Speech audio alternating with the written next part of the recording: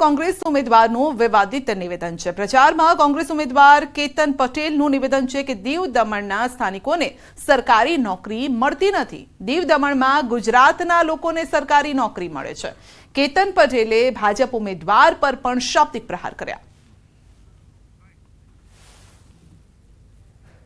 આપણો દીકરો આપણી દીકરી કોઈને સરકારી નોકરી મળતી નથી અને સરકારી નોકરી મળે છે માત્ર ને માત્ર ગુજરાતના લોકોને।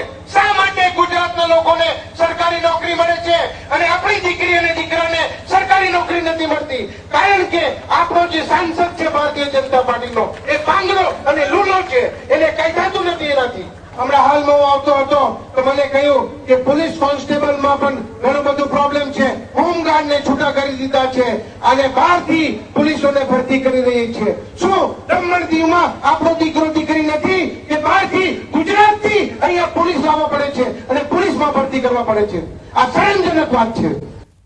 ચૂંટણી પ્રચારમાં નોખું કરવામાં જાણીતા પરેશ ધાનાણી ફરી અનોખી રીતે પ્રચાર કરતા જોવા મળ્યા છે। રાજકોટ કોંગ્રેસ ઉમેદવાર પરેશ ધાનાણી બળદગાડું ચલાવતા જોવા મળ્યા।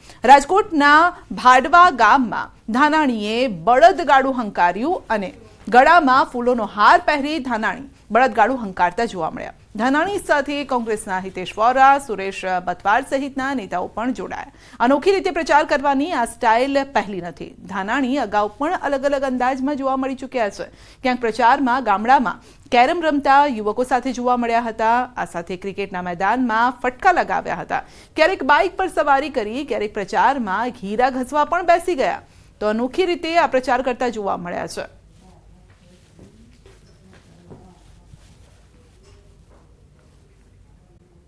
ચૂંટણીને મહેંદીનો રંગ લાગ્યો હોય તેમ જોવા મળી રહ્યું છે। ગુજરાતમાં મહિલાઓએ હાથમાં મહેંદી કરી લોકશાહીના મહાપર્વની ઉજવણી કરી રહ્યા છે। અમદાવાદના વિજલપુરમાં મહિલાઓએ હાથમાં કમળ દોરી મહેંદી દ્વારા પીએમ મોદીને સમર્થન કર્યું છે। મહિલાઓએ હાથની મહેંદીમાં જય શ્રી રામ, અબકી બાર મોદી સરકાર, અબકી બાર 400 પારના સૂત્ર લખી પીએમને સમર્થન આપ્યું છે। નરેન્દ્ર મોદીને સમર્થન આપ્યું છે। ઉપરાંત ચૂંટણીમાં મતદાન કરવા લોકોને આહવાન પણ કર્યું છે। 7 મેના રોજ ચૂંટણી જે છે તે ગુજરાતની અંદર યોજાવાની છે। ગુજરાતમાં 25 બેઠકો પર આ જે મતદાન પ્રક્રિયા જે છે તે થવાની છે અને તે પહેલા જ મહિલાઓમાં અનેરો ઉત્સાહ જે છે તે જોવા મળી રહ્યો છે। અત્યારે હાલ તમામ મહિલાઓ દ્વારા એક મહેંદી રસમ જે છે તે કરવામાં આવી છે અને મહેંદી લગાવી અને જય શ્રી રામ પણ લખવામાં આવ્યું છે। કમળનું ચિહ્ન જે છે તે પણ મહેંદી દ્વારા દર્શાવવામાં આવ્યું છે। તો કોઈએ અબકી બાર મોદી સરકારના સ્લોગન પણ પોતાના હાથમાં લખ્યા છે। મહત્વની વાત એ છે કે જ્યારે કોઈ પણ પ્રસંગ શુભ પ્રસંગ થતો હોય છે ત્યારે મહેંદીની રસમ આવતી હોય છે। ત્યારે ચૂંટણી પૂર્વે આ તમામ મહિલાઓ દ્વારા મહેંદી હાથમાં કરવામાં આવી છે અને મહેંદી દ્વારા ચૂંટણીનો પ્રચાર એટલે મીન્સ કે જે ચૂંટણી જે છે તેને લઈને અનેરો ઉત્સાહ જે છે તે જોવા મળી રહ્યો છે। બહેનો પણ છે આપણી સાથે, તેમની સાથે વાત કરીશું। 400 પાર, જય શ્રી રામ અને કમળનું ચિહ્ન દોર્યું છે, શું મેસેજ આપો છો, શું કહેશો? આ તો આઝાદીનું પર્વ છે, ચૂંટણી છે, એક ઉત્સવ છે અને આપણા ભારતીય સંસ્કૃતિ મુજબ આપણે જ્યારે શુભ પ્રસંગ હોય ત્યારે આપણે મહેંદી લગાવી અને શરૂઆત કરીએ છીએ। જેમ લગ્ન પ્રસંગમાં આપણે જેનું હાથ નામમાં લખીએ, નામ જેનું લખીએ હાથમાં, તો આપણે એનો સાથ જિંદગીભર નિભાવીએ છીએ। ભાજપ સરકારની સાથે સૌ છે, ભાજપ સરકારે ખૂબ કાર્ય કર્યું છે, લોકો સંતુષ્ટ છે। અમે બહેનો ભાજપ સરકારની સાથે છીએ। અબકી બાર 400 બાર શ્રી અમિતભાઈ શાહ 10 લાખ લીડથી જીતે તે માટે સૌ બહેનોએ સંકલ્પ કર્યો છે। કયા કયા આમ જોવા જઈએ તો આ જે વિસ્તાર જે છે તે અમિત શાહ અહીંથી ચૂંટણી લડી રહ્યા છે, એમના કયા કયા નિર્ણયો તમને ગમ્યા અને તેમને તમે સમર્થન કરી રહ્યા છો? બધા જ નિર્ણયો ગમે છે અને અત્યાર સુધીના જેટલા જ નિર્ણયો લીધા છે બધા સક્સેસ ગયા છે। અમારા માટે, બીજા બધા માટે બધું જ સારું કામ કર્યું છે। અગાઉ પણ આવી રીતે કામ કરતા રહેશે એવો અમને વિશ્વાસ છે।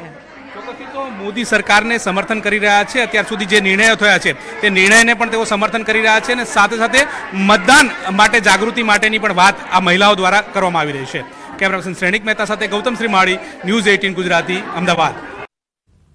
તો પીએમ નરેન્દ્ર મોદી 2 દિવસના ગુજરાત પ્રવાસે આજે અને આવતીકાલે આણંદના વિદ્યાનગર શહેરના શાસ્ત્રી મેદાનમાં સવારે 9 કલાકે વિશાળ જનમેદનીને સંબોધિત કરશે, જેમાં તેઓ ખેડા, આણંદ લોકસભા અને ખંભાત વિધાનસભાની પેટા ચૂંટણીનો પ્રચાર કરશે। હાલમાં શાસ્ત્રી મેદાનમાં પીએમ મોદીની જાહેર સભાને લઈને તડામાર તૈયારીઓ છે। સભા માટે 3 ડોમ ઊભા કરાયા છે તેમજ 15 થી 20 LED સ્ક્રીનની પણ ગોઠવણ કરાઈ છે।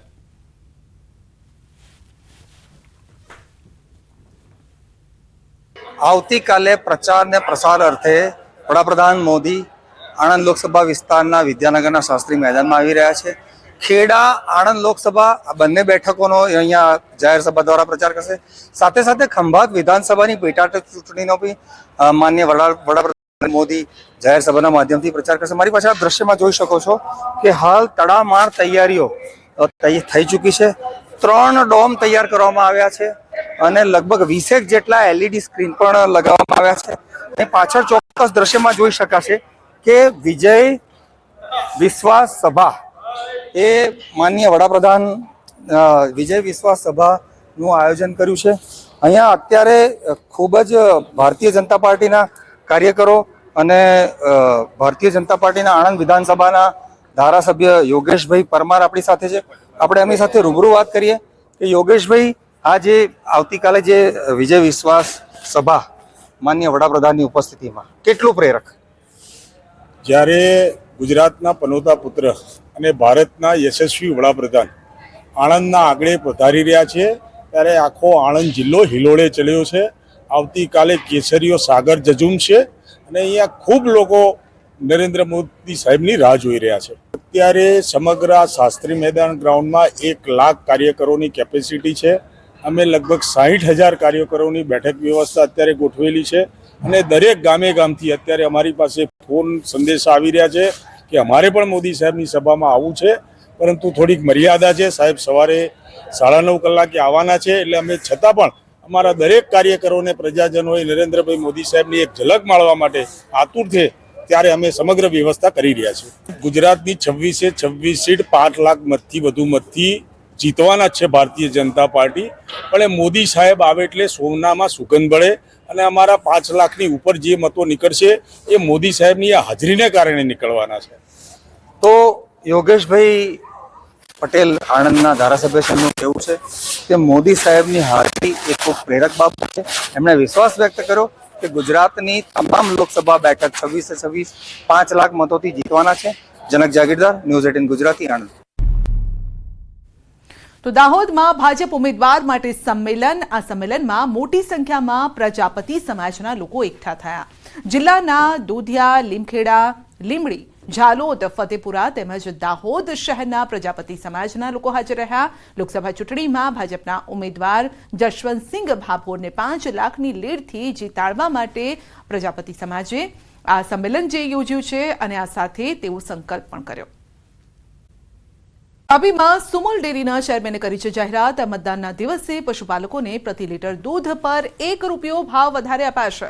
ભાજપ પ્રેરિત નીજર સહકાર સંમેલનમાં જનમેદની ઉમટી અને આ સંમેલનમાં જયરામ ગામિત, સુમુલ ચેરમેન માનસિંહ પટેલ, સહકારી અગ્રણી ભીખાભાઈ પટેલ સહિત સહકારી અગ્રણીઓ ઉપસ્થિત રહ્યા. ફક્ત મતદાન કરનાર પશુપાલકોને આ લાભ આપવામાં આવશે તેવી જાહેરાત કરાઈ છે.